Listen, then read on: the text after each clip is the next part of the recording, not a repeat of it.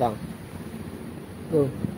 Hi guys, ako nga pala si Paul F. Garcia. Ay tuturo ko ngayon sa inyo ay kung paano mag-square knot kapag gagawa kayo ng kahabat bandage. Ang una yung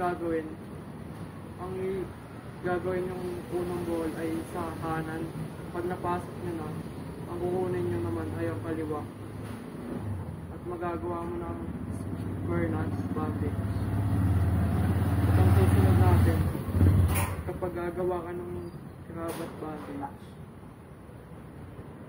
tupin nyo lang sa gitna at kunin yung part na to. At magagawa nyo siyang ganyan. Gawin nyo lang siya ng 3 beses hanggang sa maging kahabat bandage siya.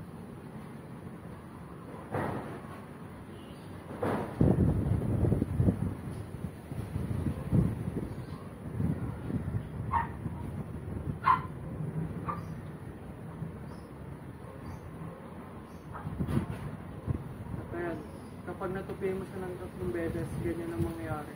May kahabat bandage ka na. Magagamit mo yan kapag may mga na-aksidente kang kaibigan. Yan lang. Thank you.